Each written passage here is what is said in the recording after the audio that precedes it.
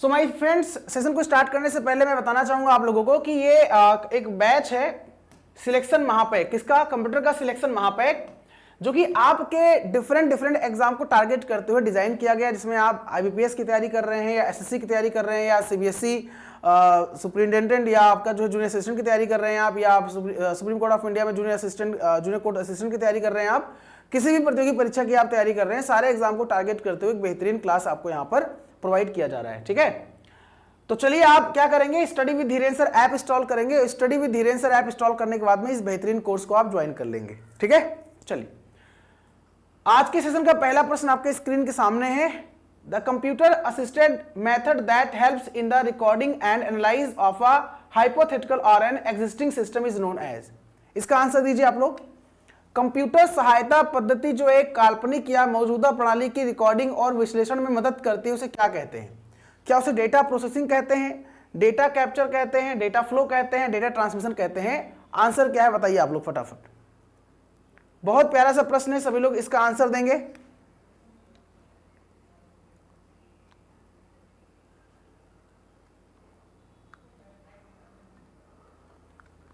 चलिए, very good. अच्छा, कल आप बिजी रहेंगे सर, आज ये क्लास नहीं किया, कोई नहीं, एक क्लास कर लीजिए आप लोग। ठीक है, चलिए, तो क्वेश्चन पूछा गया है the computer assisted method that helps in the recording and analyse of hypothetical और an existing system is known as. उसे हम डेटा प्रोसेसिंग के नाम से जानते हैं। क्या कहते हैं? डेटा प्रोसेसिंग कहते हैं, ध्यान दीजिएगा। ठीक है, a list of various coded instructions is known as. आपको बताना है कि विभिन्न कोडित निर्देशों की सूची को किस रूप में जाना जाता है। और मैं फिर से रिपीट कर दूं, अभी संडे को एग्जाम हुआ है सुप्रीम कोर्ट ऑफ इंडिया में, जो जूनियर कोर्ट असिस्टेंट की वैकेंसी थी और यूपी ट्रिपल एससी के असिस्टेंट स्टोर कीपर और मंडी सचिव की वैकेंसी थी, उसका एग्जाम हुआ है। कंप्यूटर के सारे प्रश्न एग्जाम में फंसे हैं आपके सेशन से। ठीक है, तो इसलिए इस सेशन को करिए, अच्छे से समझिए, कोई डाउट हो पूछिए। ये सारे प्रश्न आपके एग्जाम में आपको देखने को मिलेंगे, लेकिन आप यदि रेगुलर क्लास करते हो और अच्छे से चीजों को समझते हो तो। ठीक है, A list of various coded instructions is known as। तो उसे क्या कहते हैं? क्या हम फ्लोचार्ट बोलते हैं, यूटिलिटी प्रोग्राम बोलते हैं, एल्गोरिथम बोलते हैं, या कंप्यूटर प्रोग्राम बोलते हैं? A list of various coded instruction को क्या बोलते हैं? सभी लोग आंसर दीजिएगा। हाँ बिल्कुल, मुस्कान जी कर सकते हैं, मुस्कान जी बिल्कुल कर सकते हैं। चलिए,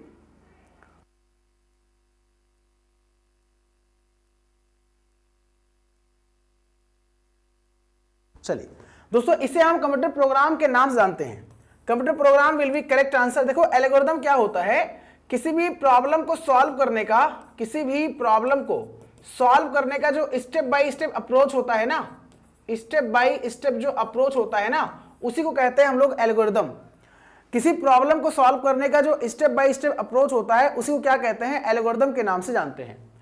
अगर हम फ्लोचार्ट की बात करें तो इसी एल्गोरिथम को हम जब ग्राफिकल रिप्रेजेंट करते हैं, इसी एल्गोरिथम को हम जब ग्राफिक फॉर्म में रिप्रेजेंट करते हैं, एल्गोरिथम को जब ग्राफिकल रिप्रेजेंट करते हैं तो इसे हम फ्लोचार्ट के नाम से जानते हैं। यूटिलिटी प्रोग्राम क्या होता है? यूटिलिटी मतलब जो आपके सिस्टम को मेंटेन करता हो, ऐसा सॉफ्टवेयर या ऐसा प्रोग्राम जो आपके सिस्टम को मेंटेन करता हो, उसे हम यूटिलिटी प्रोग्राम के नाम से जानते हैं। जैसे एंटीवायरस क्या है? एंटीवायरस एक यूटिलिटी प्रोग्राम है या यूटिलिटी सॉफ्टवेयर है। डिस्क क्लीनर क्या है? डिस्क क्लीनर एक यूटिलिटी सॉफ्टवेयर है। ये ध्यान दीजिएगा आप लोग। ठीक है, चलिए, वेरी गुड। हाँ, प्रोग्राम मतलब क्या होता है? सेट ऑफ इंस्ट्रक्शन होता है।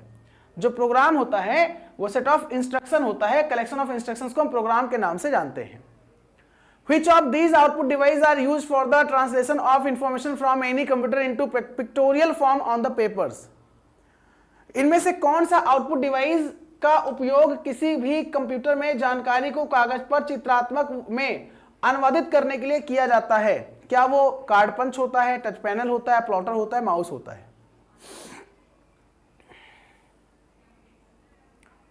हाँ, इनमें से आंसर क्या हो जाएगा बताइए आप लोग। सभी लोग आंसर देंगे, जितने हमारे फ्रेंड्स यहां पे हमसे मुखातिब हो रहे हैं सभी लोग पार्टिसिपेट करेंगे। देखिए, वेरी गुड माय फ्रेंड्स, इसमें प्लॉटर हो जाएगा। क्या हो जाएगा? इसमें आपका प्लॉटर आंसर हो जाएगा। ध्यान दीजिएगा, प्लॉटर क्या होता है? जो हमको कोई सॉफ्ट कॉपी होता है ना, उसको हार्ड कॉपी के फॉर्म में, एक पेपर के फॉर्म में प्रिंट आउट देता है, वो भी हाई क्वालिटी का। प्रिंटर से बेहतर क्वालिटी देता है प्लॉटर। याद रखिएगा, जो बड़े बड़े बैनर आप देखते हो, बड़े बड़े जो फ्लैक्स बोर्ड लगे होते हैं, वो किसके माध्यम से प्रिंट आउट निकलते हैं? तो प्लॉटर के माध्यम से प्रिंट आउट आपको मिलते हैं, देखने को मिलते हैं। ठीक है, ये ध्यान दीजिएगा आप लोग। हाँ, ये काम किस पे करता है? तो ये वेक्टर ग्राफिक पे काम करता है। वेक्टर ग्राफिक क्यों?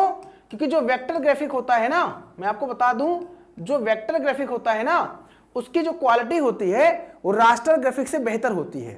ग्राफिक्स दो प्रकार के होते हैं। अगर हम ग्राफिक्स की बात करें दोस्तों, याद रखिएगा, तो ग्राफिक्स दो प्रकार को देखने को मिलेगा आपको। एक तो रास्टर मिलेगा और एक तो वेक्टर मिलेगा। क्वेश्चन बनता है रास्टर जो होता है वो क्या? एग्जांपल बताइए, एग्जांपल क्या है? तो रास्टर का एग्जांपल जेपीजी, नाम सुना आप लोगों ने? जेपीजी, जो जेपीजी है joint photographics group, JPG, JPEG, ये सारे रास्टर के एग्जांपल होते हैं। वहीं पे जो पीडीएफ होता है आपका, जो पीडीएफ होता है वो वेक्टर का एग्जांपल होता है। जो रास्टर होता है पिक्सल से मिलकर बना होता है, पिक्सल से। ये जो रास्टर इमेज होता है ये पिक्सल से मिलकर बना होता है। पिक्सल मतलब पिक्चर एलिमेंट, ठीक है। और वहीं पे जो वेक्टर होता है ये किससे मिलकर बना होता है दोस्तों? ये आपका जो है ज्योमेट्रिकल कर्व से मिलकर बना होता है। ज्योमेट्रिकल कर्व से मिलकर बना होता है, याद रखिएगा, ज्योमेट्रिकल कर्व से मिलकर बना होता है। तो अगर यह है कि जो हमारा वेक्टर ग्राफिक होता है, वेक्टर ग्राफिक और रास्टर ग्राफिक में अंतर क्या है?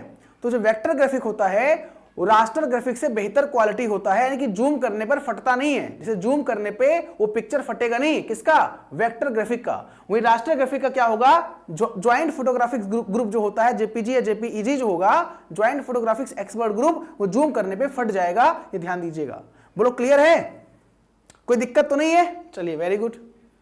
Which of the following is a high level machine oriented language for the machine that are of the GEC 4080 series? बहुत प्यारा सा प्रश्न है, इसका आंसर दीजिए आप लोग। बहुत प्यारा सा प्रश्न है, इसका आंसर सभी लोग देंगे। इनमें से कौन सी GEC 4080 सीरीज की मशीनों के लिए एक उच्चतम हाई लेवल उच्च स्तरीय मशीन उन्मुख भाषा है?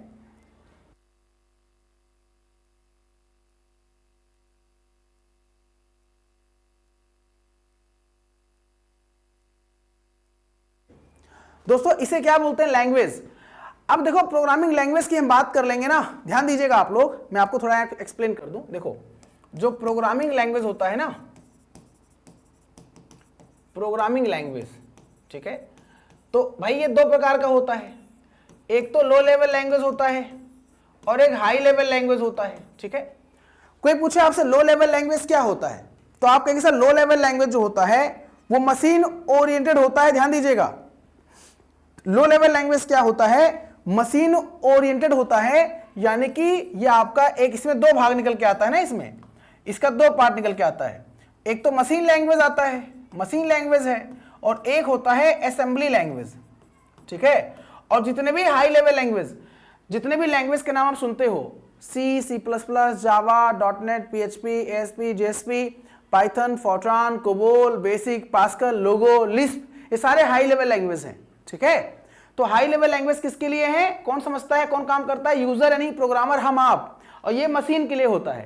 तो यहां पूछा गया GEC एक 4080 सीरीज है ना, उनमें कौन सा high level machine oriented language use किया गया? उसे बोला गया बैबेज। उसका नाम क्या है? बैबेज नाम है, ठीक है। क्या नाम है? बैबेज नाम है। ये ध्यान दीजिएगा आप लोग, ठीक। असेंबली लैंग्वेज नहीं बाबू, असेंबली नहीं है, बैबेज बोलते हैं। इस पर्टिकुलर जो GEC 4080 सीरीज में यूज किया गया मशीन लैंग्वेज, से बैबेज के नाम से जानते हैं।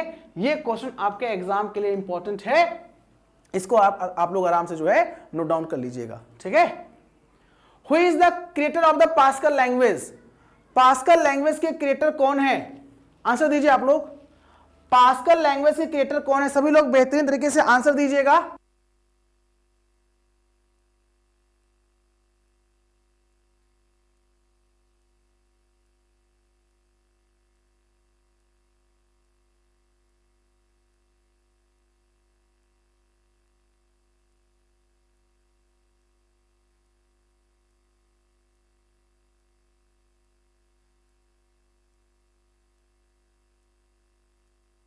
तो दोस्तों पास्कल एक लैंग्वेज है, ध्यान दीजिएगा।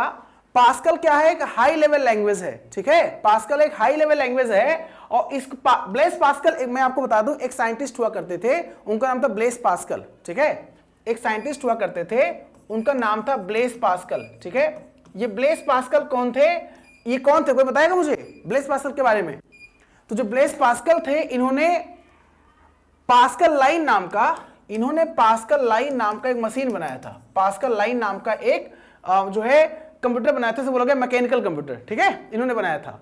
तो इनको सम्मान देने के लिए निकोलस वर्थ जी ने इनको सम्मान देने के लिए, ब्लेस पास्कल जो कि फादर ऑफ, मैं आपको बता दूं, थोड़ा ध्यान दीजिएगा आप लोग, आप सभी लोग जानते हैं फादर ऑफ कंप्यूटर कौन है। Father of computer Charles Babbage हैं, सबको पता है। ठीक है, जितने लोग यहाँ पे जुड़े हुए हैं सबको पता है father of computer Charles Babbage हैं। लेकिन फादर ऑफ मैकेनिकल कंप्यूटर कौन है पता है आपको?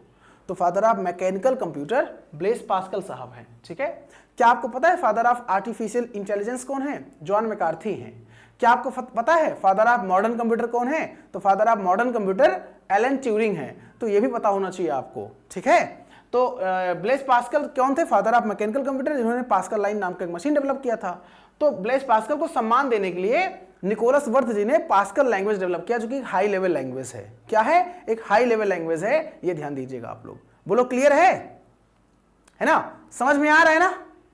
देखो फिर से रिपीट कर दूं, ये सारे क्वेश्चंस वेरियस एग्जाम में आए हुए क्वेश्चंस हैं। उन सारे क्वेश्चंस को मैं यहां पर डिस्कस कर रहा हूं आपके अपकमिंग एग्जाम को टारगेट करते हुए। ठीक है, चलिए आगे बढ़ते हैं। Which type of display is the latest to be used for portable computer?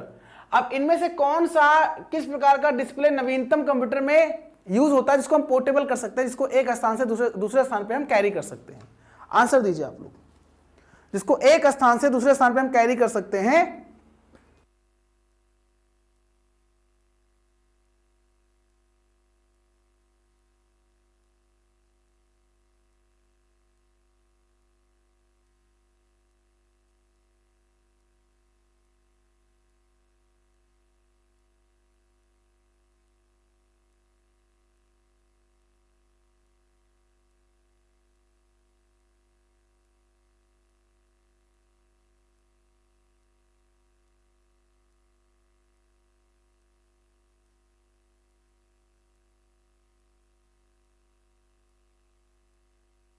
तो इसमें जो आंसर हो जाएगा आपको पता है, इसमें से आंसर क्या हो जाएगा? LED. Very good, LED will be correct answer. Light emitting diode इनमें से बेहतर क्वालिटी का होता है ना? प्लाज्मा नहीं यार, प्लाज्मा नहीं, इसे क्या बोला गया है? फिर से रिपीट कर देता हूं मैं। which type of display is the latest to be used for the portable computer?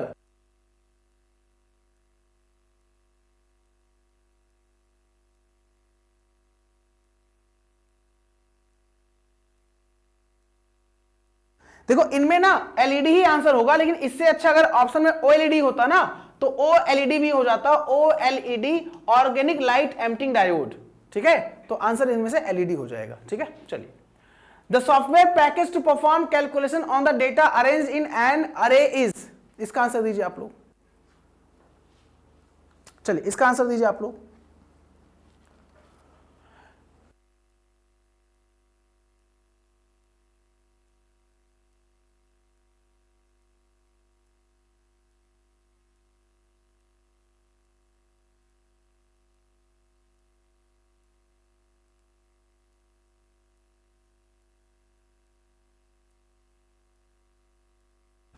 नहीं, प्लाज्मा से अच्छा एलईडी होता है। यहां पे आपका जो ऑप्शन आ रहा है, कोई कह रहा है सर जो है ये प्लाज्मा से अच्छा एलईडी होता है, याद रखिएगा।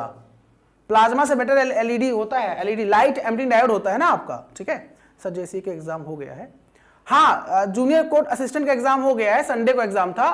अभी जो अपकमिंग एग्जाम आपका है, जैसे यूपी ट्रिपल एससी के जो है कई सारे वीपीओ का एग्जाम है यूपी ट्रिपल एससी का, या जो है सीबीएसई का एग्जाम है जो नॉन टीचिंग पोस्ट था जूनियर असिस्टेंट का, और सुपरिटेंडेंट वाला जो पोस्ट है और जो जूनियर असिस्टेंट वाला पोस्ट है वो सीबीएसई का, वो भी अभी एग्जाम संडे को होने वाला है। तो उन सारे एग्जाम को हम टारगेट करते हुए एक बेहतरीन कंटेंट आपको प्रोवाइड कर रहे हैं। ठीक है, चलिए यहां पे आंसर हो जाएगा electronic spreadsheet. Spreadsheet will be correct answer, है ना? नहीं सर, हाँ बिल्कुल, ये आपका जो है स्प्रेडशीट होता है ना। अरे भाई, कैलकुलेशन आप किस पे करते हो? कैलकुलेशन आप एक्सेल शीट में करोगे ना। ये आपका देखो, ये आपका कॉलम है, ये कॉलम है, और ये आपका रो है। तो जो डेटा आप रो कॉलम में ऑर्गेनाइज करते हो वो एक्सेल में ही करते हो ना आप भाई। एक्सेल में, और ये छोटे छोटे जो ब्लॉक होते हैं सेल बोलते हो आप। इन्हें सेल बोलते हो। जो छोटे ब्लॉक होते हैं इन्हें आप सेल के नाम से जानते हो, ठीक है, ध्यान दीजिएगा। सिस्टम सॉफ्टवेयर, तो एक सिस्टम सॉफ्टवेयर वो सॉफ्टवेयर होता है जो सिस्टम को ऑपरेट करने में हेल्प करता है, बेसिकली सिस्टम के लिए डिजाइन किया गया होता है, सिस्टम के लिए डेडिकेटेड होता है, जैसे ऑपरेटिंग सिस्टम, कंपाइलर, इंटरप्रेटर, ये सारे सिस्टम सॉफ्टवेयर के एग्जांपल हैं, ठीक है। चलिए, which kind of device allows to users to add components to capabilities to a computer system, बड़ा प्यारा सा प्रश्न है। इनमें से पूछा गया है कि एक सारणी नहीं तो अच्छा वो वाला आ गया, नहीं तो पुराना वाला क्वेश्चन आ गया, शायद पुराना वाला क्वेश्चन है ना, ये वाला क्वेश्चन रिपीट हो गया है, इसमें तो इलेक्ट्रॉनिक स्प्रेडशीट हो जाएगा, ये नहीं। इसमें कहा गया है कि इसे आप कौन सा डिवाइस जो है आपको अलाउ करता है कि आप बाहर के कंपोनेंट्स को, बाहर के कंपोनेंट्स को ऐड कर सकते हो, बाहर के डिवाइस को ऐड कर सकते हो। बताइए आप लोग, बाहर के डिवाइस को भी आप ऐड कर सकते हो, आंसर दीजिए आप लोग।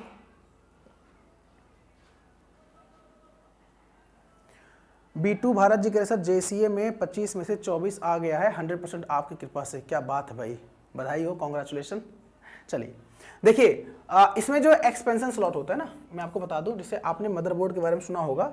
मदरबोर्ड क्या होता है, मदरबोर्ड क्या होता है, मदरबोर्ड है ना, जो मदरबोर्ड होता है ये आपका एक्सटर्नल बोर्ड होता है ना, एक्सटर्नल बोर्ड होता है ना, मदरबोर्ड क्या होता है, एक्सटर्नल बोर्ड होता है, ठीक है। तो इसी को बोलते हैं हार्ट ऑफ कंप्यूटर, हम लोग मदरबोर्ड को ही तो बोलते हैं हार्ट ऑफ कंप्यूटर। बहुत सारे इलेक्ट्रॉनिक कंपोनेंट्स, बहुत सारे सर्किट्स होते हैं मदरबोर्ड पे, ठीक है। तो इसमें अलग अलग स्लॉट्स नहीं होते हैं, अलग अलग स्लॉट्स नहीं होते हैं। तो आप क्या करते हो, बाहर के डिवाइस को आप उन स्लॉट्स के माध्यम से, उन पोर्ट के माध्यम से ऐड कर सकते हो ना, ठीक है। तो एक्सटर्नल स्लॉट्स जो होते हैं वो मदरबोर्ड पर ही तो होते हैं, और इसी को हम मदरबोर्ड को ही पीसीबी के नाम जानते हैं। और पीसीबी का मतलब होता है printed circuit board, printed circuit board, ये हमारा क्या होता है, पीसीबी होता है, ठीक है। What technology is use for the flat panel display, बड़ा प्यारा सा प्रश्न है। फ्लैट पैनल डिस्प्ले में कौन सी तकनीकी यूज होती है, इसका आंसर दीजिए आप लोग। चलिए सभी लोग आंसर दीजिएगा, फ्लैट पैनल में कौन सी टेक्नोलॉजी यूज होती है, इसका आंसर कौन देगा। क्या VLSI होता है, डायरेक्ट व्यू होता है, RVG होता है, या सॉलिड स्टेट होता है।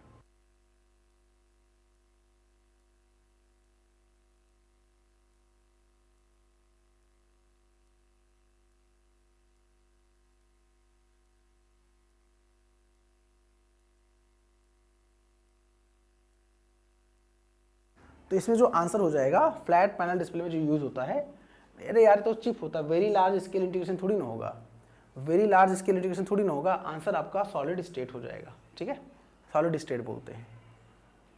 RBG पहले यूज होता, RBG नहीं, RBG जो हमारा CRT था उसे बोलते थे, वो RBG पे काम करता था, रेड ब्लू या RGB या RBG बोल सकते हैं आप, red blue green, red blue green. जो हमारा कैथोड रे ट्यूब मॉनिटर था, कैथोड रे ट्यूब मॉनिटर काम करता था RBG पे, ये हमारा है CRT, कैथोड रे ट्यूब, ठीक है। डायरेक्ट व्यू स्टोरेज ट्यूब नहीं होता है, वेरी लार्ज स्केल इंटीग्रेशन जो होता है, ये प्रोसेसर, ये आपका क्या है, ये आपका जो है आपको याद होगा 4th जनरेशन में, 4th जनरेशन में यूज किया गया था ना, ये 4th जनरेशन में यूज किया गया था, ठीक है, वेरी लार्ज स्केल इंटीग्रेशन है ना। चलिए, different components on the motherboard of a PC processor unit are linked together by sets of parallel electronic conducting lines. What are these lines called? बोला गया कि एक पीसी प्रोसेसर यूनिट के motherboard पर विभिन्न घटकों को समानांतर विद्युत संचालन लाइनों के सेट से एक साथ जोड़ा जाता है। इन पंक्तियों के या इन लाइन को क्या हम बोलते हैं, इन लाइन को हम किस नाम से जानते हैं, बसेस, कंडक्टर्स, या कनेक्टिवली, या कनेक्टर्स। तो आंसर क्या हो जाएगा, आंसर जो हो जाएगा बसेस हो जाएगा। जो बसेस होते हैं ये ग्रुप ऑफ वायर्स होते हैं, ग्रुप ऑफ वायर्स होते हैं जिनके माध्यम से क्या होता है, डेटा को आप ट्रांसपोर्ट कर सकते हो, ठीक है। ये जो बसेस होते हैं ये ग्रुप ऑफ वायर्स होते हैं जिनके माध्यम से आप डेटा को क्या कर सकते हो, ट्रांसपोर्ट कर सकते हो, ठीक है। कोई दिक्कत तो नहीं है, समझ में आपको आ गया, ठीक है।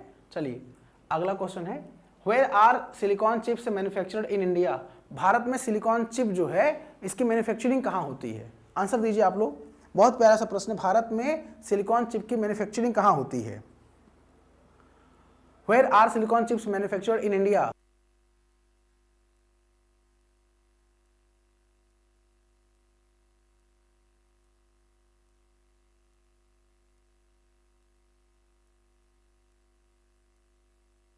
सभी लोग आंसर दीजिएगा, बहुत प्यारा सा प्रश्न है।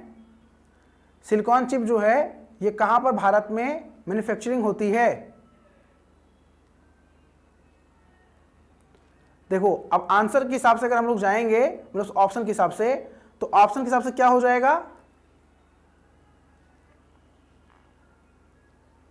ऑप्शन में गुजरात तो है नहीं, तो ऑप्शन में गुजरात नहीं है, तो इसके हिसाब से क्या हो जाएगा? चंडीगढ़ हो जाएगा। ठीक है, Chandigarh will be correct answer, Chandigarh will be correct answer. ठीक है, वेरी गुड। और भारत में किस शहर को सिलिकॉन शहर कहते हैं? भारत में किस शहर को सिलिकॉन शहर कहते हैं बताइए आप लोग?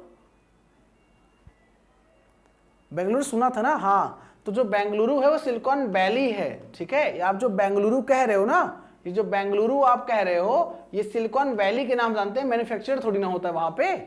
आईटी सिटी है ना, सिलिकॉन शहर है ना बेंगलुरु। लेकिन क्वेश्चन इज दैट कि इसकी मैन्युफैक्चरिंग कहां होती है? तो गुजरात में होती है, but Gujarat option Gujarat Titans है वहां पे आंसर क्या हो जाएगा? Chandigarh will be correct answer. ठीक है, what is the meant by computer literacy? Computer साक्षरता का अर्थ क्या होता है?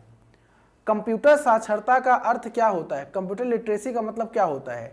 Ability to assemble computers, ability to write computer programs, knowing computer related vocabulary, knowing what a computer can do and can not do. मतलब कि computer को इकट्ठा करने की क्षमता, या कंप्यूटर प्रोग्राम लिखने की क्षमता, या कंप्यूटर से संबंधित शब्दावली की जानकारी, या यह जानना कि कंप्यूटर कार्य कैसे करता है और क्या नहीं करता है। ठीक है, हाँ देखो कंप्यूटर लिटरेसी का मतलब ये होता है कंप्यूटर क्या कर सकता है और क्या नहीं कर सकता है। ठीक है, क्या कर सकता है, क्या मतलब कंप्यूटर क्या कर सकता है और क्या नहीं कर सकता है। अगर ये जानकारी हमारे पास है तो वी आर कंप्यूटर लिटरेट। ठीक है, एबिलिटी टू असेंबल कंप्यूटर्स ये नहीं होगा। ठीक है, असेंबल कंप्यूटर को असेंबल करना, इससे कोई मतलब नहीं है। कंप्यूटर प्रोग्राम लिखना वो प्रोग्रामर काम होता है। और वोकेबुलरी मतलब याद करना, अब याद करना पढ़ने वाला बच्चा वो थोड़ी ना कंप्यूटर लिटरेट। आप कंप्यूटर चलाना आपको आता है, इतना काफी है लिटरेसी के लिए। आप होता नहीं कि रैम नहीं जान रहे हो या बहुत सारी चीजें टेक्निकल चीजें नहीं जान रहे हो, आप कोई दिक्कत नहीं, चलाना आपको आ रहा है, आप कंप्यूटर लिटरेट कहे जाओगे। आप कहने का आशय ये है। ठीक है, हाँ कंप्यूटर दिवस मनाया जाता है 2 दिसंबर को। ठीक है, 2 दिसंबर को मनाया जाता है कंप्यूटर लिटरेसी डे। ठीक है, कंप्यूटर लिटरेसी डे मनाया जाता है कब? तो कंप्यूटर लिटरेसी डे जो है 2 दिसंबर को सेलिब्रेट किया जाता है। ठीक है, अब ये बोला गया बाइनरी नंबर है इसका हेक्साडेसिमल 7BD है। 7BD हेक्साडेसिमल है, इसको बाइनरी में कन्वर्ट करना है। कन्वर्ट करिए आप लोग 7BD जो है 7BD है, ये हेक्साडेसिमल है, बाइनरी में कन्वर्ट करिए। मैंने आपको बहुत पहले समझाया है, क्या आपको पता होगा? मैंने आपको नंबर सिस्टम पढ़ाया है, मैंने आपको नंबर सिस्टम पढ़ाया है। नंबर सिस्टम में देखा होगा आपने, बाइनरी नंबर सिस्टम के बारे में पढ़ा होगा, आपने डेसिमल के बारे में पढ़ा होगा। ठीक है, आपने ऑक्टल के बारे में पढ़ा होगा, आपने हेक्साडेसिमल के बारे में पढ़ा होगा। ठीक है, बोलो पढ़ा है। बाइनरी जो होता है 0 1 होता है, बेस 2 होता है। डेसिमल जो होता है 0 9 होता है, बेस 10 होता है। ऑक्टल 0 से 7 होता है, बेस 8 होता है। हेक्साडेसिमल 0 9 डिजिट होता है, और उसके बाद A to F alphabetical order में होता है, बेस 16 होता है। ठीक है, तो ये नंबर सिस्टम अलग अलग नंबर सिस्टम को हम लोग डिनोट करते हैं उसके बेस से, अलग अलग आधार से। ठीक है, अब 7BD है, तो 7BD क्या है? हेक्साडेसिमल है। भाई हेक्साडेसिमल कैसे है? क्योंकि 0 से लेकर 9 डिजिट में जाते हैं, 0 से लेकर 9 तक डिजिट में जाएंगे। फिर A B C D E F, A मतलब 10, B मतलब 11, C मतलब 12, D मतलब 13, E मतलब 14 और F मतलब 15 होता है। ठीक है, 7 मतलब 7 ही होता है, B मतलब 11 होता है और D मतलब 13 होता है। ये मतलब समझने के लिए हम लिख रहे हैं आपको। ठीक है, अब कन्वर्जन जो होता है वो राइट हैंड साइड से होता है लेफ्ट हैंड साइड। जो कन्वर्जन होता है वो राइट हैंड साइड से लेफ्ट हैंड साइड होता है। यानी कि 8 4 12 आप लिखोगे 8 4 2 1, इसमें 13 कहां है? मुझे कोई बताएगा कि 8 4 2 1 में 13 कहां है? कोई बताएगा मुझे? तो 8 4 2 1 में 13 कहां है? 8 4 12 1 13, यानी 8 4 12 और 1 13। तो जो नहीं जुड़ रहा है वहां 0 कर देते हैं, रूल होता है ना? नहीं नवीन जी, 8 4 1 नहीं, 8 4 2 1 होता है। ठीक है, देखो फिर से रिपीट कर देना, अगर आपने ना पढ़ा हो तो आप मेरे को बता देना, मैं इसको पूरा डिटेल में पढ़ा दूंगा आपको, ठीक है। नंबर सिस्टम बिल्कुल डिटेल में पढ़ा दूंगा अगर नहीं पढ़ा होगा आप लोगों ने तो, ठीक है। अब यहाँ पे 11 है तो 8 4 2 1 11 कहाँ है, 8 2 10 11 मतलब 1 0 1 1। 7 कहाँ है तो 4 2 6 1 7 मतलब 0 1 1 1।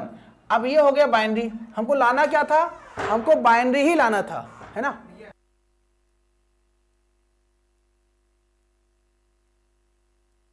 हमको जो है बाइनरी ही लाना था, बाइनरी हमको 0 1 के फॉर्म में लाना था, ठीक है। तो अब यहाँ पे आपने ध्यान दिया होगा कि यहाँ पे क्या है 1 1 0 1 1 0 1 1 0 1 1 1 1। तो अगर 0 आगे नहीं भी है कोई दिक्कत नहीं है। अब यहाँ पे 4 टाइम 1 0 और उसके बाद 1 1 1 0, 4 टाइम 1 किसी में 4 टाइम 1 0 और उसके बाद फिर जो है 4 time 1 0 1। Answer first option will be correct answer, okay. First option will be correct answer. कैसे समझ में आया, कैसे आया, मैंने एक्सप्लेन कर दिया। फिर भी अगर आपको नहीं आ रहा होगा आप कमेंट बॉक्स में कमेंट करिएगा, पूरा डिटेल में नंबर सिस्टम पढ़ा देंगे हम, ठीक है। वैसे मैंने पहले पढ़ा भी रखा है, ठीक है। Which was the first computer to use transistors instead of vacuum tubes? दिए गए विकल्प में कौन सा पहला जो है कंप्यूटर है जिसने वैक्यूम ट्यूब की जगह ट्रांजिस्टर यूज किया। बहुत प्यारा सा प्रश्न है, बहुत प्यारा प्रश्न है, इसका आंसर दीजिएगा।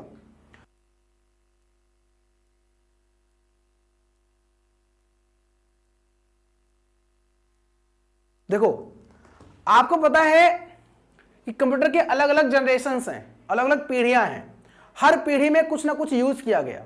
पहले जनरेशन में वैक्यूम ट्यूब यूज किया गया, फिर से रिपीट कर दे रहा हूं, पहले जनरेशन में क्या यूज किया गया आपको पता है, जनरेशन ऑफ कंप्यूटर्स।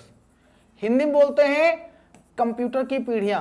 क्या बोलते हैं आप, कंप्यूटर की पीढ़ियां, ठीक है, पीढ़ियां। आपको पता है कि 5 जनरेशन है। फर्स्ट जनरेशन क्या है, इसमें वैक्यूम ट्यूब यूज किया गया। क्या यूज किया गया, वैक्यूम ट्यूब यूज किया गया। सेकेंड जनरेशन में क्या यूज किया गया, वैक्यूम ट्यूब की जगह ट्रांजिस्टर यूज किया गया, ट्रांजिस्टर यूज किया गया। थर्ड में क्या यूज किया गया, ट्रांजिस्टर की जगह क्या यूज किया गया, थर्ड में आईसी चिप यूज किया गया, आईसी चिप यूज किया गया।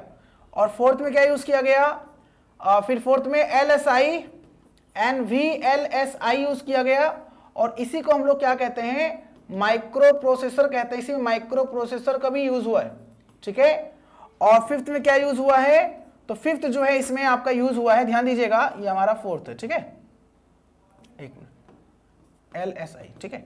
और इसमें ULSI विथ AI है, ठीक है, AI है। मैं एक्सप्लेन कर दूं सारा, मैं एक्सप्लेन कर दूं, ध्यान दीजिएगा। आपसे अगर परीक्षा में प्रश्न पूछा जाए कि कंप्यूटर के किस जनरेशन में वैक्यूम ट्यूब यूज किया गया, कंप्यूटर की प्रथम पीढ़ी में वैक्यूम ट्यूब का प्रयोग हुआ। किस जनरेशन में वैक्यूम ट्यूब को रिप्लेस करके ट्रांजिस्टर आ गया, सेकेंड जनरेशन में वैक्यूम ट्यूब को रिप्लेस करके ट्रांजिस्टर आ गया। किस जनरेशन में ट्रांजिस्टर को रिप्लेस करके आईसी आ गया, आईसी का मतलब होता है इंटीग्रेटेड सर्किट्स, तो थर्ड जनरेशन है।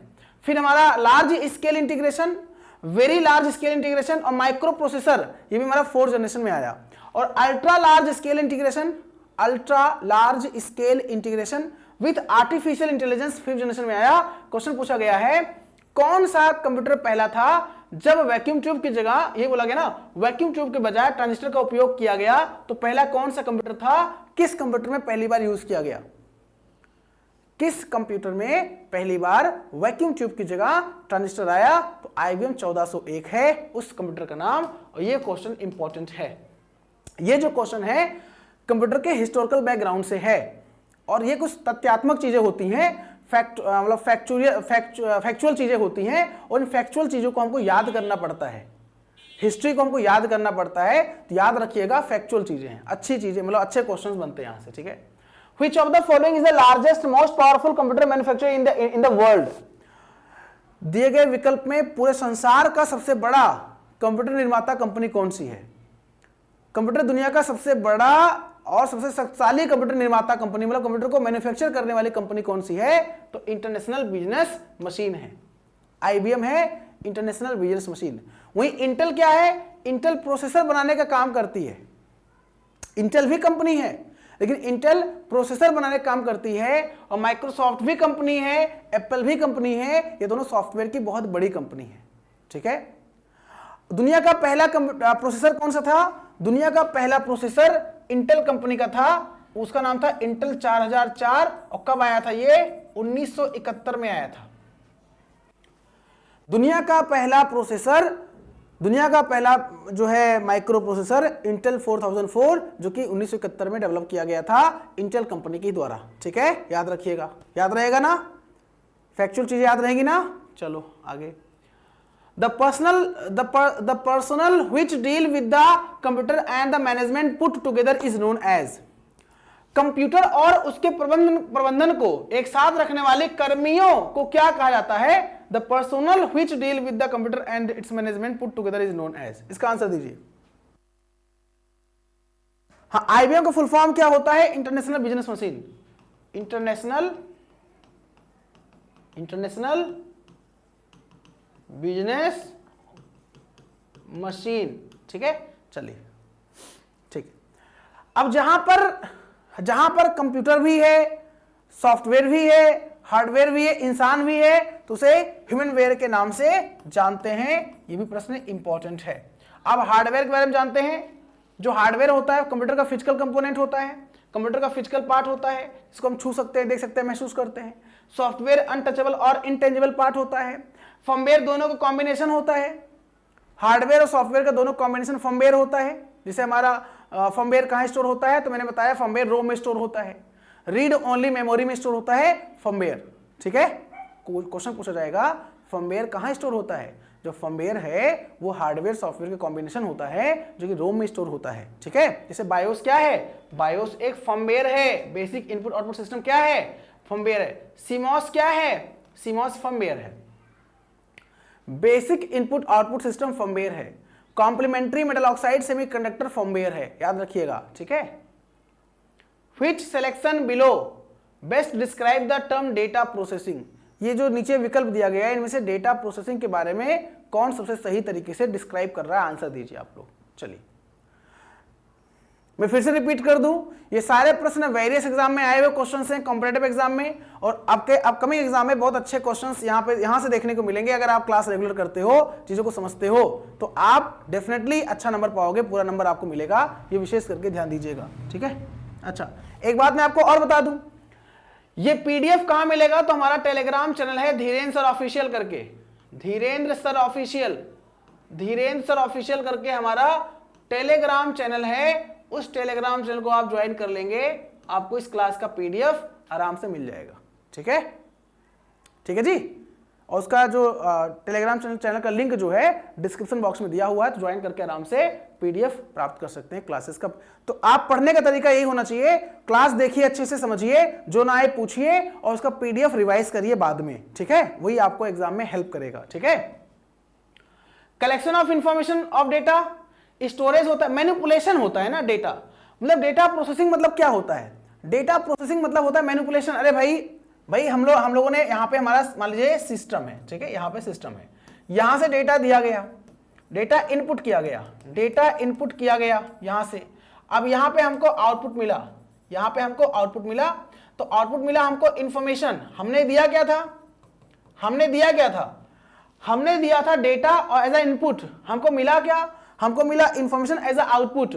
हमने डेटा दिया था एज अ इनपुट, हमको इंफॉर्मेशन मिला एज अ आउटपुट। बीच में जो हुआ है उसे बोल देंगे हम लोग प्रोसेस हुआ है, यानी मैनिपुलेशन। यानी कि डेटा से मैनिपुलेट इंफॉर्मेशन में कैसे हुआ? डेटा से इंफॉर्मेशन में मैनिपुलेट कैसे हुआ, परिवर्तन कैसे हुआ? Because of processing. I hope it's a crystal clear my dear friends. बोले समझ में आ गया? समझ में तो आ रहा है ना? चलो भाई, what is the acronym for the single inline memory module? ये जो सिंगल इनलाइन मेमोरी मॉड्यूल है, इसका मतलब पूछा गया कि बताइए किसका फुल फॉर्म है? ये किसका फुल फॉर्म है? ये किसका फुल फॉर्म है? Single inline memory module. सभी लोग आंसर देंगे? चलो, वेरी गुड। आपको पता है दो होता है मेमोरी, जो हमारा ये मॉड्यूल यहां बोला गया, दो मॉड्यूल निकल के आता है। एक तो हमारा SIMM होता है और एक हमारा DIMM होता है। ये जो होता है वो सिंगल इनलाइन मेमोरी मॉड्यूल, और ये जो होता है वो डुअल इनलाइन मेमोरी मॉड्यूल। ठीक है, मेमोरी मॉड्यूल, बोलो सही है? तो आंसर क्या हो जाएगा?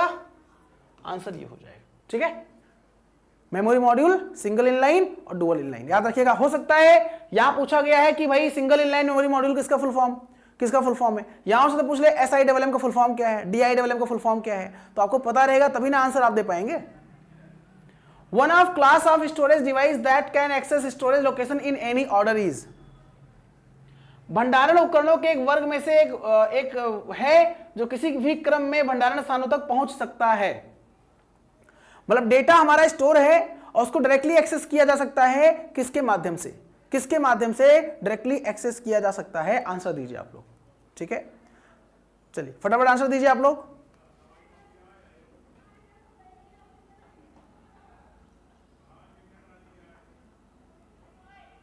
चल मैं एक्सप्लेन कर दूं। देखो स्टोरेज जो स्टोरेज एक्सेस मेथड है, मतलब एक्सेस मेथड, हाँ स्टोरेज एक्सेस मेथड, तो भैया दो प्रकार का होता है, एक SASD होता है और एक DASD होता है। ये जो SASD होता है ना, इसका मतलब सीक्वेंशियल एक्सेस स्टोरेज डिवाइस, और DASD जो होता है वो डायरेक्ट एक्सेस स्टोरेज डिवाइस। ठीक है, तो जो DASD होता है डायरेक्ट एक्सेस स्टोरेज डिवाइस होता है, और जो SASD होता है वो सीक्वेंशियल एक्सेस स्टोरेज डिवाइस होता है। क्वेश्चन पूछा गया अगर हमारे स्टोरेज डिवाइस में, जैसे स्टोरेज डिवाइस क्या होता है, storage device hard disk, floppy disc, CD, DVD, BRD, HDD सारा हमारा स्टोरेज डिवाइस है। तो स्टोरेज डिवाइस में डेटा किसी भी कहीं भी स्टोर है, उसको किसी भी ऑर्डर में एक्सेस किया जा सकता है, तुरंत, मतलब फ्रीक्वेंटली, रैंडमली, मतलब डायरेक्टली। तो अगर हम, जैसे हमारा कोई स्टोरेज डिवाइस है, 1 2 3 4 5 स्टोरेज है, हमको ये वाला चाहिए, 4 नंबर चाहिए। मान लीजिए स्टोरेज डिवाइस है, उसमें कोई डेटा स्टोर है, हमको चाहिए 4 नंबर चाहिए, 4 नंबर डेटा हमको फेच करना है, प्राप्त करना है, तो हम डायरेक्टली फेच कर सकते हैं बिकॉज ऑफ DASD। अगर हमको 4 चाहिए और हमारा SASD है, तो 4 पे जाने के लिए पहले 1 पे जाएंगे, फिर 2 पे, फिर 3 पे, फिर 4 पे, मतलब सीक्वेंस में। ठीक है, तो याद रखिएगा जो मैग्नेटिक टेप है, ये किसका एग्जाम्पल है? जो मैग्नेटिक टेप है, एग्जाम में आता भी है मैग्नेटिक टेप, ये एग्जाम्पल है SASD का। मैग्नेटिक टेप एग्जाम्पल है सीक्वेंशियल एक्सेस स्टोरेज डिवाइस का। और ये जो हमारा है DASD, जो हमारा डायरेक्ट एक्सेस स्टोरेज डिवाइस, उसको छोड़कर, मैग्नेटिक टेप को छोड़कर hard disk, floppy disk, DVD, CD, BRD, HDD, pen drive, SSD, flash memory, सारे हमारे डायरेक्ट एक्सेस स्टोरेज डिवाइस के एग्जाम्पल हैं। समझ में आ गया? समझ में तो आ गया ना? बोलिए। चलो आगे बढ़ते हैं। 1 million bytes information is abbreviated as, मतलब कहा गया है कि सूचना के 1 मिलियन बाइट्स को हम संक्षिप्त रूप में क्या लिख सकते हैं? आंसर दीजिए। 1 मिलियन बाइट को हम क्या लिख सकते हैं? रेगुलर क्लास होती है, रेगुलर आइए आप लोग। ठीक है, आप लोग रेगुलर क्लास करने आइए। ठीक है, रेगुलर पढ़ाई करिए, आप अच्छा एग्जाम में अच्छा स्कोर करिए, सिलेक्शन लीजिए, एंजॉय करिए लाइफ अपनी। ठीक है, लेकिन उसके लिए आपको क्लासेस करनी पड़ेगी, पढ़ाई करनी पड़ेगी। ठीक है, चलो देखो मैं एक्सप्लेन कर दूं। देखो अगर एक बाइट, अगर 1 किलो बाइट है, तो 1 किलो बाइट में कितने बाइट?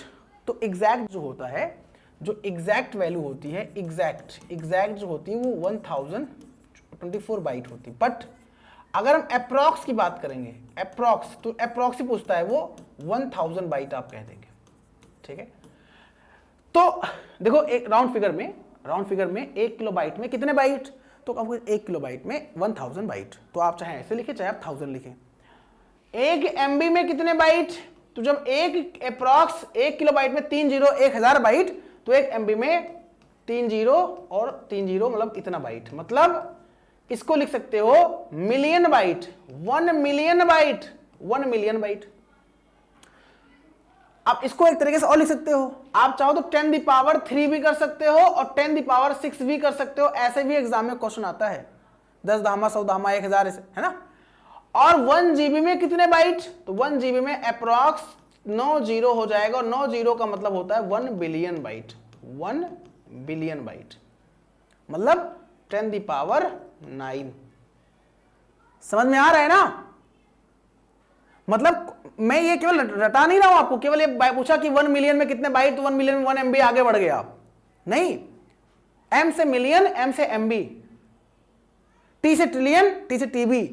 अब पूछे 1 TB में कितने बाइट, तो 1 TB में 1 ट्रिलियन बाइट, 1 ट्रिलियन बाइट, या 10⁻12 बाइट, या 1 3 0 3 0 3 0 3 0 1 2 3 4, ये तो होगा भाई, 1 2 3 तो GB, और 1 2 3 4 तो TB। बोलो मजा आ रहा है, समझ में आ रहा है, अच्छा लग रहा है, तो लाइक शेयर करना बिल्कुल भी ना भूलें। अगर नए हैं चैनल पे तो कृपया करके अपना प्यार दीजिए, इस परिवार को सपोर्ट करिए और चैनल को सब्सक्राइब करिए, ठीक है। चलिए, operating system and debuggers belong to which of the following categories. बहुत प्यारा सा प्रश्न है, ऑपरेटिंग सिस्टम और डिबगर्स इनमें से किस श्रेणी से संबंधित हैं। ऑपरेटिंग सिस्टम और डिबगर इनमें से किस श्रेणी से संबंधित है, आंसर दीजिए आप लोग। चलिए देखिए, अगर हम बात करें सॉफ्टवेयर के बारे में, तो आपको पता है तो अल्टीमेटली होता है सॉफ्टवेयर के दो प्रकार होते हैं, एक तो होता है एप्लीकेशन सॉफ्टवेयर, एक तो होता है एप्लीकेशन सॉफ्टवेयर, और एक होता है system software. System software, application software में आपका MS वर्ड आ गया, एक्सेल आ गया, पावर पॉइंट आ गया, आपको पता है, मतलब वो सॉफ्टवेयर जो किसी भी यूजर के लिए स्पेसिफिक पर्पस के लिए बनाया गया हो, वो एप्लीकेशन सॉफ्टवेयर कहलाता है। मतलब स्पेसिफिक पर्पस के लिए, जैसे अगर डॉक्यूमेंट बनाना है तो वर्ड का यूज करेंगे, अगर स्प्रेडशीट पे काम करना है तो एक्सेल का यूज करेंगे, प्रेजेंटेशन देना है पावर पॉइंट का यूज करेंगे, पेंट पे काम करना है, अगर ड्राइंग करना है तो पेंट का यूज करेंगे, माइक्रोसॉफ्ट पेंट। मतलब कि किसी भी स्पेसिफिक काम करने के लिए स्पेसिफिक सॉफ्टवेयर जो कि एप्लीकेशन सॉफ्टवेयर कहलाता है। बट सिस्टम के लिए सिस्टम सॉफ्टवेयर होता है। अब इसमें आपने देखा होगा सिस्टम सॉफ्टवेयर में, ये सब आपके सिलेबस में है, जितना टॉपिक डिस्कस कर रहा हूं सारे टॉपिक्स आपके सिलेबस में है, इसलिए आपको ध्यान में रखते हुए अच्छे से पढ़ाई करनी है, बिल्कुल भी इग्नोर नहीं करना है, और जहां समझ में नहीं आएगा पूछना है, कमेंट बॉक्स में कमेंट करना है आपको, ठीक है। सिस्टम सॉफ्टवेयर में OS होता है, यूटिलिटी सॉफ्टवेयर होता है ना, सिस्टम सॉफ्टवेयर में कंपाइलर होता है ना, इंटरप्रेटर होता है, ये सारे आपके सिस्टम सॉफ्टवेयर के एग्जांपल होते हैं। Operating system, utility software, compiler, interpreter. अब यूटिलिटी में अगर हम बात करें तो यूटिलिटी में एंटीवायरस, डिस्क क्लीनर, डिस्क डिफ्रेगमेंटेटर, ये सारे सॉफ्टवेयर होते हैं जो कि आते हैं यूटिलिटी सॉफ्टवेयर में। तो क्वेश्चन का इनमें से OS और डिबगर क्या है, तो OS डिबगर एक सिस्टम सॉफ्टवेयर ही तो है। अरे डिबगर भी सिस्टम सॉफ्टवेयर, डिबगर मतलब जो डिबग करता है,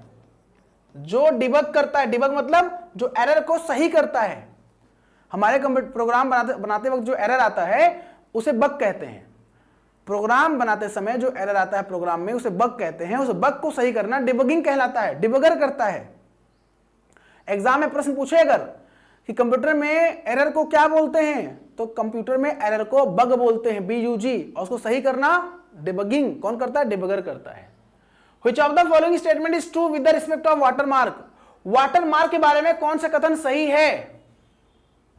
वाटरमार्क क्या होता पता है, जैसे आप पीछे देख रहे होंगे ना, पीछे ये लोगो दिख रहा होगा आपको, देखो यहां पे पीछे दिख रहा होगा, तो वाटरमार्क मतलब जो आप पीछे घोस्ट टेक्स्ट रखते हो, घोस्ट टेक्स्ट, किसी भी डॉक्यूमेंट्स के पीछे जो घोस्ट टेक्स्ट होता है, GHOST, घोस्ट टेक्स्ट जो होता है उसी को बोलते हैं, उस टेक्स्ट को हम जो है वाटरमार्क बोलते हैं। Only one page documents can be watermark, क्या केवल आप डॉक्यूमेंट्स किसी एक पेज को वाटरमार्क कर सकते हो, कतई नहीं, सारे पेज कर सकते हैं। Watermark hard copy is not visible to the viewer, जो हार्ड कॉपी होता है वाटरमार्क में क्या विजिबल नहीं होता है, गलत बात है। वाटरमार्क घोस्ट टेक्स्ट बिल्कुल सही है, watermark is a ghost text, जो कि मैंने थोड़ी देर पहले बोला आपको, वाटरमार्क एक घोस्ट टेक्स्ट होता है। बोलो सही है, बोलो सही है, आगे बढ़े, चलो। On which button is help menu available, किस बटन पर हेल्प मेनू उपलब्ध होता है, हेल्प मेनू अवेलेबल होता है, बताइए। कार्तिक जी सर नमस्कार, गुरु जी आपकी क्लासेस से सुप्रीम कोर्ट ऑफ इंडिया के एग्जाम्स में बहुत हेल्प मिली, थैंक्स लॉट सर इसके लिए, रियली थैंक्स सर, आपका शुक्रिया करने आया हूँ, क्या बात है, बहुत बहुत धन्यवाद मेरे भाई, thanks for your precious word from the bottom of my heart, आपको बहुत बहुत धन्यवाद दोस्तों। बेसिकली कार्तिक जी ने मैसेज किया है कि सर सुप्रीम कोर्ट में बहुत अच्छा हुआ एग्जाम आपका, आगे के एग्जाम्स अच्छे हो, आपके इसमें सिलेक्शन हो, ऐसे हम भगवान से प्रार्थना करते हो, सिलेक्शन हो जाएगा तो मुझे इन्फॉर्म जरूर करिएगा। इसके लिए आप टेलीग्राम चैनल पे हमसे जुड़े होंगे, वहाँ मुझे मैसेज जरूर कर दीजिएगा। जितने भी लोग यहाँ क्लास कर रहे हैं, सिलेक्शन बाद आप लोग मुझे इन्फॉर्म जरूर करिएगा, अच्छा लगेगा मुझे सुनकर, ठीक है, ठीक है जी, चलिए, वेरी गुड, बहुत शानदार, अच्छा लगा मुझे, ऐसे ही मेरा पढ़ाना सफल हो जाए, है ना मतलब मेरे पढ़ाए हुए क्वेश्चन अगर एग्जाम में आ रहे हैं तो इससे बड़ी बात मेरे लिए और क्या है, ठीक है। चलिए, तो इसमें कहा गया था कि जो हेल्प मेनू होता है वो कहां पर होता है, तो जो हेल्प मेनू होता है वो कहां होता है, तो दोस्तों आपका जो है स्टार्ट पे ही तो होता है भाई, स्टार्ट पे ही तो होता है, तो start will be correct answer. और हेल्प का शॉर्टकट की क्या होता है, हेल्प का शॉर्टकट की जो होता है वो F1 होता है, ठीक है, हेल्प का शॉर्टकट की क्या होता है, F1 होता है, ध्यान दीजिएगा। In Windows 10 the which provides quick access to notification toggle battery saver mode choose the network and access tablet mode, बड़ा प्यारा सा प्रश्न है। विंडोज 10 में अधिसूचनाओं टॉगल के लिए त्वरित पहुंच प्रदान करता है, बैटरी सेवर मोड, एक नेटवर्क चुने और टैबलेट मोड एक्सेस प्रदान करता है, उसको क्या बोलते हैं, बताइए। मेनू बार, क्विक लॉन्च बार, एक्शन सेंटर या स्टेटस बार, बताइए, फटाफट बताइए आप लोग।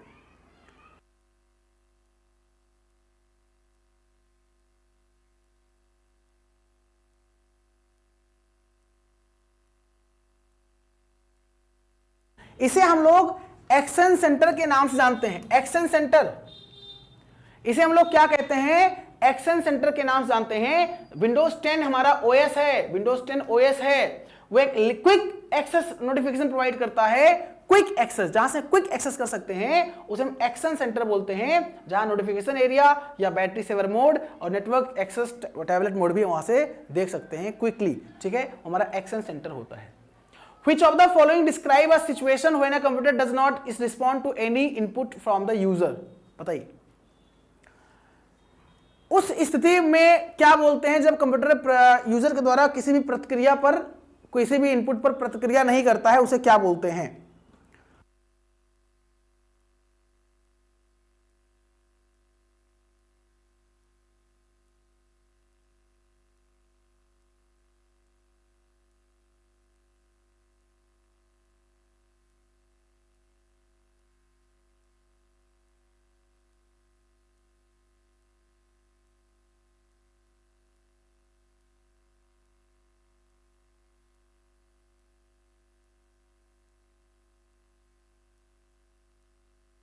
आपको पता है बहुत अच्छे से, बिल्कुल, अगर आपका सिस्टम हैंग हो गया है, आपका सिस्टम हैंग हो गया है और आप कोई बटन दबाते हो, कोई रिस्पांस काम करता है, वो नहीं करता है। स्लीप, अगर स्लीप मोड में है, स्लीप मोड में लोग इसलिए डाल देते हैं, जैसे मान लीजिए आप लॉन्ग काम कर, लॉन्ग टास्क कोई है, लंबा काम है आप कर रहे हैं कंप्यूटर पे, आपको कहीं बाहर जाना है, थोड़ा कुछ टाइम के लिए बाहर जाना है, तो आप सिस्टम को स्लीप मोड में डाल देते हैं। स्लीप मोड में क्या होता है, बैटरी कम कंज्यूम करता है, मतलब स्लीप मोड में हमारा सिस्टम बंद नहीं होगा, हमारा सिस्टम ऑन रहेगा, बट हमारा जो बैटरी है वो कम कंज्यूम करेगा, उसकी खपत कम होगी क्योंकि वो स्लीप मोड में है, ठीक है। सस्पेंड मतलब होता है कि किसी भी कोई टास्क हो रहा है उसको सस्पेंड कर दिया आपने, वो एग्जिट मतलब खत्म, उसको जो है बाहर कर दिया। बूट मतलब होता है हमारा सिस्टम जब ऑन होता है तो सिस्टम ऑन होने के बाद क्या होता है, बूटिंग प्रोसेस होता है, जिसमें ऑपरेटिंग सिस्टम जो होता है वो सेकेंडरी मेमोरी से प्राइमरी मेमोरी पर लोड होता है, उसी को बूटिंग बोलते हैं। यहां पर हैंग होना होता है, हमारा सिस्टम हैंग हो गया है, हम कोई बटन दबा रहे हैं, वो काम नहीं कर रहा है, ठीक है। अगर स्लीप मोड में है वो बटन दबाएंगे तो ऑन दोबारा जो है वो एक्टिव मोड में आ जाएगा, बट हैंग हो रहा है तो हम क्या करेंगे, तो उसके लिए एक ऑप्शन होता है कंट्रोल और ऑल्ट और डिलीट।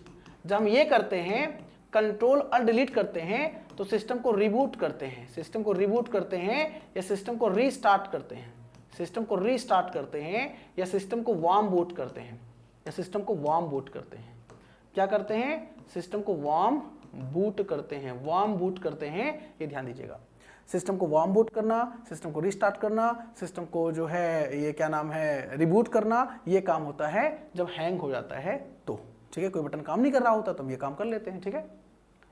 रेड हैट किसका एग्जाम्पल है? रेड हैट किसका एग्जाम्पल है? आंसर दीजिए आप लोग। रेड हैट किसका उदाहरण है? तो रेड हैट एक लाइनेक्स डिस्ट्रीब्यूशन का एग्जांपल है। लाइनेक्स क्या है? लाइनेक्स एक ओपन सोर्स ओएस होता है। मैं यहां लिख दूं, इंपॉर्टेंट है आपके एग्जाम के लिए। लाइनेक्स एक ओपन सोर्स ओएस होता है, ठीक है। ओपन सोर्स का मतलब जो फ्री ऑफ कॉस्ट अवेलेबल हो, ठीक है, फ्री ऑफ कॉस्ट अवेलेबल हो, ठीक है, और जिसको कैन नॉट कह रहा हूं, इसको इजीली चेंज किया सके, चेंजेबल, जो चेंजेबल हो, इसको चेंज किया सके। ओपन सोर्स का मतलब होता है वह सॉफ्टवेयर, वह प्रोग्राम जो फ्री ऑफ कॉस्ट अवेलेबल हो और इसको चेंज किया जा सकता है। तो लाइनेक्स एक ओपन सोर्स है, याद रखिएगा। इसको 1991 में डेवलप किया गया था। एक लाइनस टोरवाल्ड नाम के साइंटिस्ट थे, कंप्यूटर स्टूडेंट थे, उनका नाम था लाइनस टोरवाल्ड। टोरवाल्ड्स को 1991 में लाइनेक्स को डेवलप किया था। लाइनेक्स की कुछ डिस्ट्रीब्यूशन है, जैसे आपका red hat version, fedora, Ubuntu. तो अगर आपसे आपके एग्जाम में पूछे उबंटू क्या है, तो उबंटू जो है वो लाइनेक्स का एडिशन है। फेडोरा क्या है? लाइनेक्स का एडिशन है। रेड हैट क्या है? लाइनेक्स का एडिशन है, ठीक है। तो यहां पे ये हो जाएगा। Which of the following is not the version? आ गया, अभी मैंने एक्सप्लेन किया और प्रश्न आ गया। अब इसका आंसर आप आसानी से दे पाएंगे, मुझे बताने की आवश्यकता नहीं है, क्योंकि मैंने थोड़ी देर पहले एक्सप्लेन किया है, ठीक है।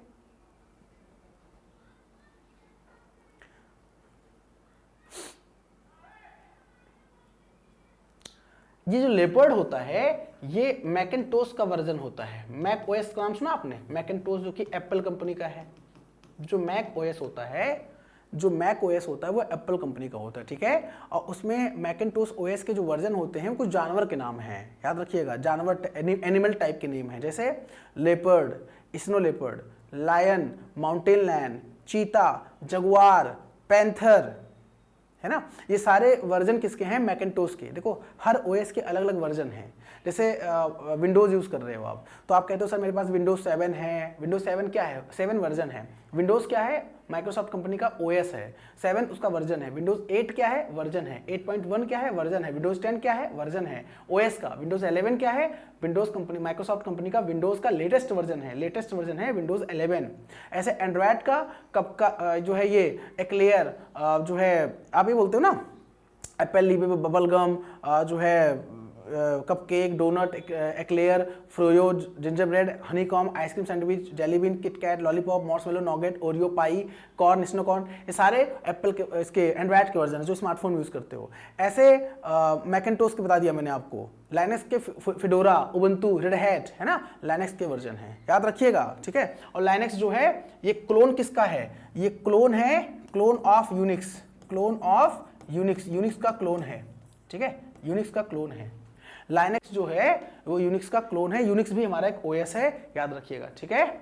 चलिए, it reads one statement at a time, translates it into machine codes, execute it and goes to the next statement of the program. एक बार में एक स्टेटमेंट को पढ़ता है, फिर उसे मशीन भाषा में ट्रांसलेट करता है, फिर उसे एग्जीक्यूट करता है, और फिर आगे भी ऐसे ही वो स्टेटमेंट बाई स्टेटमेंट एग्जीक्यूट करता रहता है। तो उसे बोलते हैं इंटरप्रेटर। आपको पता है कंपाइलर और इंटरप्रेटर ये दोनों हाई लेवल लैंग्वेज ट्रांसलेटर होते हैं, कंपाइलर भी और इंटरप्रेटर भी। इंटरप्रेटर क्या करता है? हाई लेवल लैंग्वेज को मशीन लैंग्वेज में लाइन बाय लाइन ट्रांसलेट करता है। कंपाइलर क्या होता है? हाई लेवल लैंग्वेज को मशीन लैंग्वेज में एक साथ ट्रांसलेट कर देता है, ठीक है, एक साथ ट्रांसलेट कर देता है। बोलो दिक्कत नहीं है ना, समझ में आ गया, ठीक है। चलो, which uses mnemonics for machine instructions and name for the CPU register and memory locations। मतलब जो मशीन के निर्देशों और सीपीयू के नामों के लिए नेमोनिक्स का उपयोग करता है रजिस्टर और मेमोरी के स्थान पर, उसे हम क्या बोलते हैं? मतलब इसने ये कहा है ना कि ऐसा लैंग्वेज बताइए जो नेमोनिक्स कोड यूज करता है। देखो नेमोनिक्स कोड केवल यूज करता है वो असेंबली लैंग्वेज है, ठीक है। जो नेमोनिक्स कोड यूज करता है वो क्या है, वो केवल आपका असेंबली लैंग्वेज है। बोलो सही है, बोलो क्लियर है।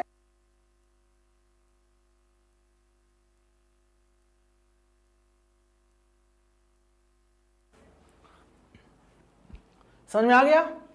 चलो, Which of the following programming languages was invented by Guido van Rossum? इनमें से कौन सा प्रोग्रामिंग लैंग्वेज है जो गाइडो वैन रसम के द्वारा डेवलप किया गया, इन्वेंट किया गया? आंसर दीजिए आप लोग। कौन सा प्रोग्रामिंग लैंग्वेज है जो गाइडो वैन रसम के द्वारा क्या किया गया, इन्वेंट किया गया? ठीक है, तो बता दूं आपको, ये है आपका जो है, देखो C++ की कौन है, वो है ना, क्या नाम उनका है, जॉन जी के थॉमस रिकॉर्ड, C++, बिजार्ने स्ट्राउस्ट्रप, बिजार्ने स्ट्राउस्ट्रप, बिजार्ने स्ट्राउस्ट्रप, ये है C++। सी के कौन है, डेनिस रिची, ठीक है, डेनिस रिची, ठीक है। जावा के कौन है, जेम्स गोसलिंग, ठीक है, जेम्स गोसलिंग, ठीक है। पाइथन के कौन है, पाइथन के गाइडो वैन रसम, ठीक है, पाइथन गाइडो वैन रसम, याद रखिएगा, ये इंपॉर्टेंट है। एक क्वेश्चन फादर से हमारे एग्जाम में पूछा जाता है और इसका आंसर आराम से हो जाएगा, ठीक है। चलो आगे बढ़ते हैं। Which of the following programming languages use the concepts of classes? इनमें से किस लैंग्वेज में कॉन्सेप्ट्स की क्लास क्लास का कॉन्सेप्ट यूज किया जाता है? तो वो ऑब्जेक्ट ओरिएंटेड लैंग्वेज होता है जिसमें क्लास का कॉन्सेप्ट यूज किया जाता है। अभी संडे को एग्जाम हुआ था यूपी का, उसमें क्वेश्चन यहाँ से पूछा गया था, ओप्स की प्रॉपर्टी बताइए, इनमें से कौन सी ओप्स, ओप्स मतलब ऑब्जेक्ट, देखो इसको बोलते हैं ओप्स, ओप्स मतलब क्या होता है, ऑब्जेक्ट ओरिएंटेड प्रोग्रामिंग सिस्टम, ठीक है। इसकी प्रॉपर्टी क्या है, देखो C++ क्या है, ओप्स लैंग्वेज है, जावा क्या है, ओप्स लैंग्वेज है, पाइथन क्या है, ओप्स लैंग्वेज है, ये सारे लैंग्वेज ओप्स लैंग्वेज हैं। इसकी प्रॉपर्टी क्या है, पॉलीमॉर्फिज्म, पॉलीमॉर्फिज्म इसकी प्रॉपर्टी है, पॉलीमॉर्फिज्म। इसकी प्रॉपर्टी है encapsulation, encapsulation, encapsulation, capsulation, property encapsulation, ठीक है। इनहेरिटेंस, इनहेरिटेंस, ठीक है, इनहेरिटेंस, ठीक है। और डेटा एब्स्ट्रैक्शन, डेटा एब्स्ट्रैक्शन, ठीक है, एब्स्ट्रैक्शन, ठीक है। और ये तो polymorphism, inheritance, encapsulation, data abstraction, ये सारे इसके ओप्स के प्रॉपर्टी होते हैं, याद रखिएगा, ठीक है। अच्छे क्वेश्चंस बनते हैं यहाँ से। Plain text is transformed into by applying an encryption algorithm. प्रश्न ये भी आपके एग्जाम के लिए महत्वपूर्ण है कि प्लेन टेक्स्ट को हम किस में ट्रांसफॉर्म करते हैं, किस में हम परिवर्तन करते हैं प्लेन टेक्स्ट का, ठीक है। इसका आंसर देंगे आप, प्लेन टेक्स्ट का हम किस में, देखो मैं आपको समझा दूं, जो समझे बहुत प्रैक्टिकल में समझा रहा हूं। देखो एक कॉन्सेप्ट होता है इनक्रिप्शन का, इनक्रिप्शन एल्गोरिथम मतलब जैसे मैं आपसे चैट कर रहा हूं तो मेरी जो मैं चैट कर रहा हूं वो आपके पास जा रहा है मैसेज, और आपका मैसेज मेरे पास आ रहा है। मैं चाहता हूं हमारी प्राइवेसी रहे, हमारा जो चैट है वो कोई तीसरा अगर मतलब कोई अगर मैं भेज रहा हूं और कोई इसको इंटरसेप्ट करता है, मतलब कोई इसको एक्सेस करता है तो उसको पढ़ ना पाए, वो उसके रीडेबल फॉर्म में ना हो, उसके अनरीडेबल फॉर्म में हो, तो वो इनक्रिप्टेड होता है, वो एनक्रिप्टेड होता है। तो एनक्रिप्टेड कौन पढ़ पाएगा, मैंने आपको भेजा है तो एनक्रिप्टेड आप पढ़ पाओगे क्योंकि आपके पास डिक्रिप्ट होगा जाके, ठीक है। आपके पास जाके क्या होगा, वो डिक्रिप्ट होगा, ठीक है। तो एनक्रिप्शन और डिक्रिप्शन वाला कॉन्सेप्ट यहाँ पे यूज होता है एल्गोरिथम, ठीक है, डेटा की सिक्योरिटी के लिए, ठीक है। तो जैसे मैं एग्जांपल ले रहा हूं, जैसे यहाँ पे कोई व्यक्ति है ए है, ठीक है, और यहाँ कोई व्यक्ति है वो बी है, ठीक है, और वहाँ पे कुछ भेजता है मैसेज को, तो जो मैसेज भेजेगा हाय हेलो जो भी, वो पहले प्लेन टेक्स्ट में रहेगा जब लिखेगा, और जब भेजेगा जो मतलब मैसेज जाएगा उसके पास तो साइफर टेक्स्ट में कन्वर्ट हो जाएगा, साइफर टेक्स्ट में। और जब साइफर टेक्स्ट में कन्वर्ट हो जाएगा तो मतलब ये इनक्रिप्ट हो जाएगा, ये इनक्रिप्ट हो जाएगा। साइफर टेक्स्ट का मतलब क्या हो जाएगा, वो इनक्रिप्ट हो जाएगा, ठीक है। और फिर जाके यहाँ पहुँचेगा तो यहाँ पे वो फिर प्लेन टेक्स्ट में होगा, प्लेन टेक्स्ट में होगा, यानी कि वो डिक्रिप्ट होगा, क्या होगा, डिक्रिप्ट होगा, डिक्रिप्ट होगा, ठीक है। तो इनक्रिप्शन डिक्रिप्शन क्यों यूज होता है, इनक्रिप्शन डिक्रिप्शन सिक्योरिटी के लिए, प्राइवेसी के लिए होता है, बेसिकली साइफर टेक्स्ट में कन्वर्ट होता है, ठीक है। साइफर टेक्स्ट में कन्वर्ट होता है, इस बात का विशेष ध्यान दीजिएगा। Which of the following is not a type of animation in MS PowerPoint? Microsoft power point जो कि प्रेजेंटेशन सॉफ्टवेयर होता है, जो भी मेरा क्लास आप कर रहे हो, मेरा क्लास आप पावर पॉइंट पे कर रहे हो, तो इनमें से कौन सा एनिमेशन नहीं है? रोटेशन, एम्फेसाइज, मोशन पाथ या एंट्रेंस? एनिमेशन नहीं है। देखो आपको दिखा दूं मैं, जैसे आप ये क्लास कर रहे हो कि मैं आपको थोड़ा दिखा दूं, यहाँ पे समझो आप। देखो एनिमेशन क्या होता है, जैसे आप यहाँ पर आओगे जब, तो ये एनिमेशन ये होता है। आप देखो इसमें एंट्रेंस है, एम्फेसाइज है, ठीक है, एंट्रेंस है, एम्फेसाइज है, और इसमें एग्जिट है, मोशन पाथ है, ठीक है। एंट्रेंस है, एम्फेसाइज है, एग्जिट है, अलग अलग मोशन पाथ। एनिमेशन मतलब जब आप एनिमेशन करते हो तो किसी ऑब्जेक्ट पे एनिमेशन करते हो, ऑब्जेक्ट पे। देखो ट्रांजिशन और एनिमेशन दो शब्द हैं। ट्रांजिशन का मतलब जो स्लाइड्स पे स्लाइड टू स्लाइड मूवमेंट होता है, स्लाइड टू स्लाइड जब मूवमेंट होता है तो उसे बोलते हैं ट्रांजिशन। और जब स्लाइड्स के अंदर जो ऑब्जेक्ट्स होते हैं जब वो मूव करते हैं तो उन्हें बोलते हैं एनिमेशन। बोलो समझ में आ गया? तो किसी प्रकार से हम एनिमेशन कर सकते हैं। जैसे अब हम चाहें ये वाला जो है क्या नाम है एंट्रेंस, तो एंट्रेंस, ये एंट्रेंस एनिमेशन, मतलब इस तरह वो एंट्री हो रही है, एंट्रेंस एनिमेशन है, ठीक है, याद रखिएगा, ठीक है। चलो देखो यहाँ पे एंट्रेंस एनिमेशन है, तो आंसर यहाँ पे क्या हो जाएगा? Emphasize, motion path. ये रोटेशन नहीं होता है, रोटेशन कोई जो है एनिमेशन यहाँ का टाइप नहीं है, ठीक है। समझ में आ रहा है कि नहीं आया? अब देखो ये जो है क्या है, जैसे ये स्लाइड जा रहा है, स्लाइड आ रहा है, देखो स्लाइड, ये ट्रांजिशन है। Bitcoin and Ethereum coin example किसके हैं? बिटकॉइन और इथेरियम कॉइन किसके एग्जांपल हैं? बिटकॉइन, इथेरियम कॉइन किसके एग्जांपल? बताइए फटाफट आप लोग। बहुत प्यारा प्रश्न है, बहुत प्यारा सा प्रश्न है, सभी लोग आंसर दें जितने हमारे फ्रेंड्स हैं। तो ये क्रिप्टो करेंसी होता है, क्रिप्टो करेंसी होता है। बिटकॉइन और इथेरियम कॉइन जो होता है वो क्या होता है? क्रिप्टो करेंसी होता है, ध्यान दीजिएगा, ठीक है। चलिए, the internet was originally develop by, जो इंटरनेट है वो वास्तविक रूप से डेवलप कब हुआ था, मतलब किसके द्वारा हुआ था, ठीक है। कल ये जो क्लास होगी 12 बजे होगी, कल ये क्लास 12 बजे होगी, तो 12 बजे आप लोग लाइव आ जाइएगा, ठीक है, क्लास लग जाएगा। क्योंकि आपका बहुत सारे लोग ऐसे हैं जिनका एग्जाम संडे को है, अपकमिंग संडे को एग्जाम है ना, बहुत सारे हमारे फ्रेंड्स हैं। तो अपकमिंग संडे को के एग्जाम को देखते हुए आपका जो बेहतरीन सेशन होगा वो कल 12 बजे होगा, ठीक है। चलिए, तो इंटरनेट डेवलप किसके द्वारा हुआ? तो यूएस के डिपार्टमेंट ऑफ डिफेंस के द्वारा हुआ, ठीक है। कब हुआ? 1969 में हुआ। डिपार्टमेंट ऑफ डिफेंस बोलते हैं डीओडी ऑफ यूएसए, अमेरिका के डिपार्टमेंट ऑफ डिफेंस इसे बोलते हैं DoD of USA, United state of America के डिपार्टमेंट ऑफ डिफेंस ने इसको डेवलप किया, ठीक है। चलो, IPv4 में IPv4 साइज क्या होती है? उसका एड्रेस जो होता है IPv4 जो होता है इंटरनेट प्रोटोकॉल वर्जन होता है, इसका जो है एड्रेस कितना होता है? तो IPv4 जो होता है, मैंने बताया आप लोगों को, IP के दो वर्जन होते हैं, IP वर्जन 4, याद रखिएगा, IP वर्जन 4 और IP वर्जन 6। ये जो होता है 4 बाइट का होता है, 4 बाइट मतलब 32 बिट का होता है, ठीक है। और ये जो होता है 16 बाइट का होता है, और 16 बाइट का मतलब 128 बिट का होता है, ठीक है। तो आंसर 32 बिट आपका हो जाएगा IPv4 के लिए, ठीक है।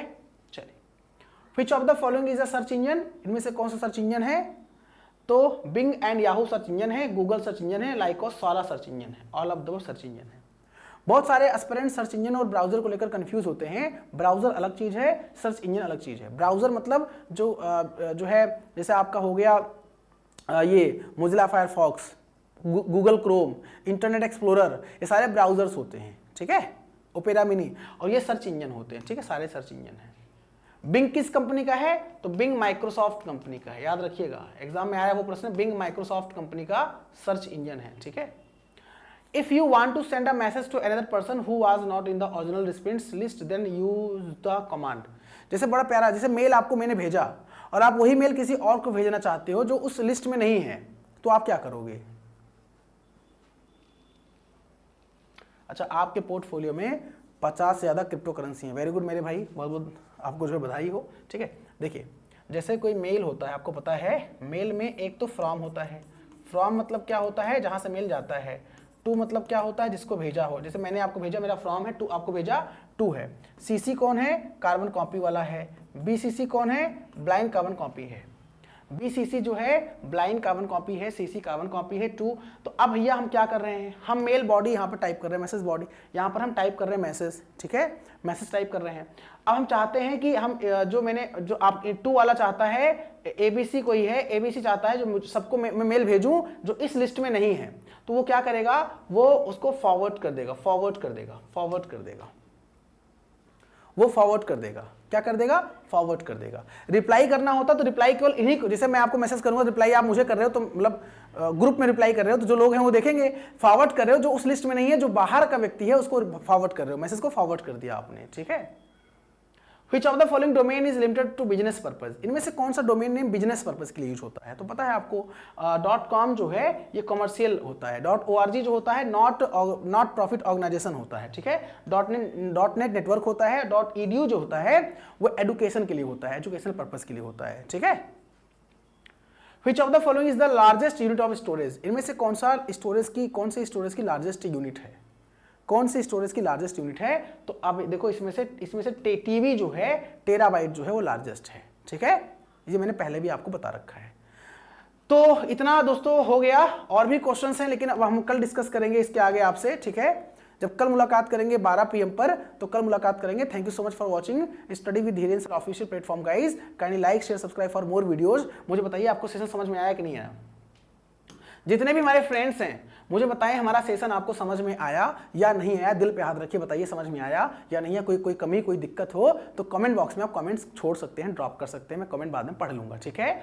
मैं फिर से रिपीट कर दूं, आप भारत में किसी भी एग्जाम की तैयारी कर रहे हैं, जो है किसी भी सेंट्रल गवर्नमेंट एग्जाम की तैयारी कर रहे हैं, चाहे SSC CGL हो, SSC CHSL हो, IBPS RRB PO क्लर्क हो, या आपका सुप्रीम कोर्ट के एग्जाम्स हो, या NVS KVS RBI नाबार्ड किसी भी एग्जाम्स हो, किसी स्टेट गवर्नमेंट के एग्जाम हो, तो कंप्यूटर का महा सिलेक्शन महापैक मात्र 300 रुपए में आपको मिल जाएगा study with Dhiren sir app पर, जहां पे आपको वीडियो लेक्चर्स मिलेंगे, PDF नोट्स मिलेंगे, डाउट सेशन है, मॉक टेस्ट, सब कुछ वहां पर अवेलेबल है। कहां पर, मात्र 300 रुपए में study with Dhiren sir app install करिए और मात्र 300 रुपए में कंप्यूटर का सिलेक्शन महापैक ज्वाइन करिए, जो कि सारे एग्जाम्स को टारगेट किया गया है, ठीक है। कोई दिक्कत कोई समस्या हो तो आप हमसे कांटेक्ट कर सकते हैं। तो आज के लिए सेशन को यहीं पे एंड करेंगे। अपना ख्याल रखिए, अपना ख्याल रखिए, पढ़ाई करते रहिए, स्वस्थ रहिए, मस्त रहिए, व्यस्त रहिए दोस्तों, ठीक है। Bye bye, take care, love you all guys.